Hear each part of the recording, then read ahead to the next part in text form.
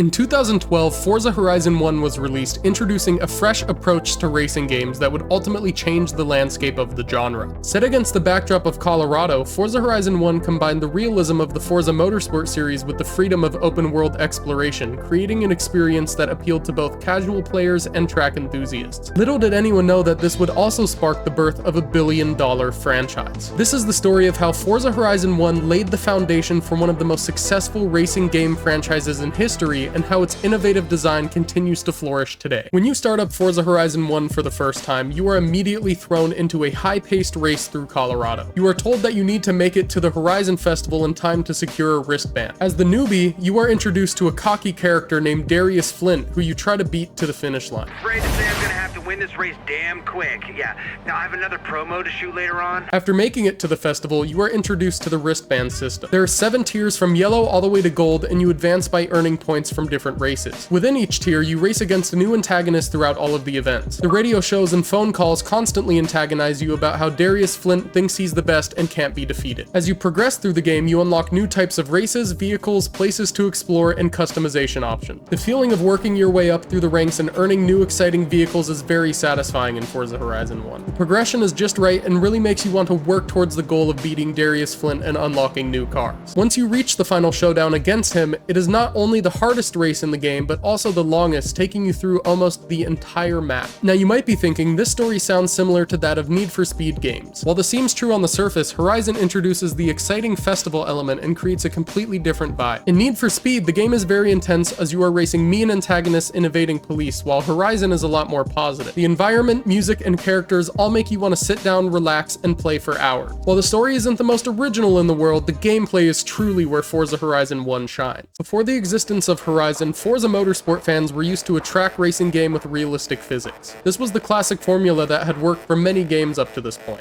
When Forza Horizon was released, it changed everything fans knew about the game. The physics were still Forza-like, but a little bit less restrictive, allowing for more casual gameplay. You don't just need to tune your car for the track anymore, now you need to tune it for the street and the dirt. Horizon 1 is the first Forza game to ever have an open world, and an open world it has. Exploring the beautiful state of Colorado in any car you want is a dream. The festival atmosphere makes the game extremely immersive with vibrant and colorful visuals. The soundtrack, which we will touch on later, is incredible. The center of the festival has an auto show, a garage, a paint shop, and much more. You can challenge yourself with the speed traps to see how fast you can go. While driving around, you can smash discount signs that give you a percentage off on upgrades as well. You can also locate barn finds, which allow you to unlock rare cars for free. The game also has a day-night cycle that's automatic, and when it hits nighttime, the festival visuals become even more beautiful. By doing driving combos such as drifting, sideswiping, near misses, and speeding, you can earn skill points in the game, which give you benefits and cash prizes. Drive-a-cars are constantly cruising around the map, and you can challenge them to a race if you're up to it. While prior Forza games had elements of car customization, Horizon brought things to another level. The game allows you to tweak every little detail about the car, from its design to its tune and its performance parts. Now you can customize your car for the street rather than the track. Instead of being about just track racing, Forza brought us a game that represents car culture. It celebrates every aspect of the automotive world, from street racing to off-roading to car clubs and community. While the single-player gameplay experience of Forza Horizon 1 is incredible, you can't talk about the game without discussing the multiplayer. Horizon wasn't just innovative for its single-player gameplay. The multiplayer experience of the first game was unlike anything else. Players could jump into open-world exploration with friends online for the first time in Forza history. This experience wasn't common back in 2012, especially as this game predates Grand Theft Auto 5. Friends could challenge each other to one-on-one or group races, participate in events together, and so much more. One of the most popular game modes was King, which was essentially like a game of reverse tag, in which you need to run away from others while you have the crown. Because of Horizon's laid-back playstyle, it allowed for anyone to be competitive online, not just those who memorized a racing line. Adding these elements on top of the already perfect single-player was a surefire way to solidify this game as one of the greatest of all time. With that being said, it is impossible to talk about Horizon without mentioning its soundtrack. Horizon is a festival, and festivals need to have good music. While driving around, you can choose from 3 different radio stations. These radio stations don't just play music, they also talk about things going on around the festival. These segments include talking about the player, aka you, interviewing Darius Flint and the other drivers, as well as upcoming races going on at the festival. Horizon Pulse is a station that primarily plays pop, indie, disco, techno, electronic, and synth pop music. Some notable artists on the soundtrack on this station include Foster the People, Empire of the Sun, Two Door Cinema Club, and Santigold. Horizon Rocks, on the other hand, primarily features rock, indie, alternative punk, and metal music from notable bands such as Arctic Monkeys, LCD Sound System, Neon Trees, and Black Keys. Arguably, the most iconic of the three is Horizon Bass Arena. This station features primarily EDM genres such as house, techno, dubstep, drum and bass, and UK garage. Some of the most iconic tracks on the station are the Skrillex mix of Levels by Avicii,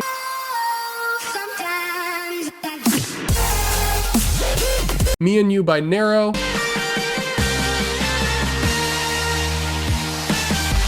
Show Me a Sign by Modestep, Time to put your lights up. and Cinema by Benny Benassi and Skrillex.